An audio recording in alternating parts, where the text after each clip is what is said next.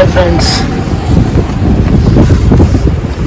Friends, பார்க்குறதுக்கு வெளியில் பழைய பில்டிங்காக இருந்தாலும் இதுதான் என்னுடைய பில்டிங்கு. ஸோ உள்ளே போய் பார்த்தோம் அப்படின்னா கொஞ்சம் டிஃப்ரெண்ட்டாகவும் நம்ம சைடு இல்லாத அளவுக்கு இங்கே கொஞ்சம் ஃப்ரான்ஸில் எப்படி இருக்குது அப்படிங்கிறத பார்க்கலாம் அந்த வீடியோவில். ஸோ சரியான குளிர்.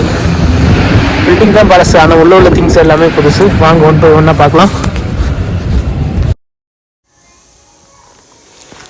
இதுதான் ரூமுடைய என்ட்ரன்ஸு. ஸோ என்ட்ரன்ஸில் நம்ம நம்பர் லாக் இருக்குது. போட்டு உள்ளே வந்தோம் அப்படின்னா லிஃப்ட்டு கிடைக்கும். லிஃப்ட்டில் இருந்து நம்ம செகண்ட் ஃப்ளோர் தேர்ட் ஃப்ளோர் போகலாம். ஸோ நம்ம ஃபஸ்ட் ஃப்ளோர்னால ஸ்டெப்லேயே வந்தாச்சு. இதுதான் ரூமுடைய மெயின் கேட்டு. இதை ஓப்பன் பண்ணிவிட்டு உள்ளே போனோம் அப்படின்னா நம்மளுடைய ஃப்ளாட்டு கிடச்சிரும். யூரோப்பில் எப்போவுமே ஃப்ளாட் ரொம்பவே எக்ஸ்பென்சிவு. ஸோ இது பார்த்தோம் அப்படின்னா வெளியில் வேறு இடத்துல சேல் பண்ணுறது அப்படின்னா ஃபார் டே 45 யூரோ வரும்.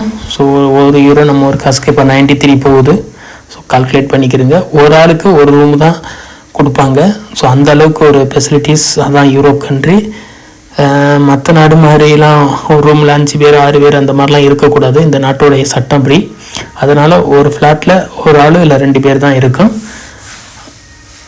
ஸோ இதுதான் பெட்ரூமு. ரொம்ப சிம்பிளாக தான் இருக்கும். பட் நமக்கு ஏதாவது திங்ஸ் என்ன வச்சுக்கலாம். இது லிவிங் ஹாலு. நம்ம இது கார் கீ மற்ற திங்ஸ் வச்சுக்கிறது.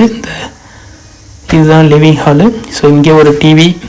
ஸோ நம்ம திங்ஸ் வச்சுக்கிறதுக்கு மற்றபடி ஒரு சோபா, இது கிச்சன் ஐட்டம்ஸ் இந்த மாதிரி வச்சு எடுத்துக்கலாம். ஸோ உள்ளே எல்லாமே இருக்குது. Coffee machine, heat water, micro bread toast எல்லாமே இருக்குது. நமக்கு எது வேணுமோ நம்ம யூஸ் பண்ணிக்கிறலாம். இது வாஷ்ரூமு.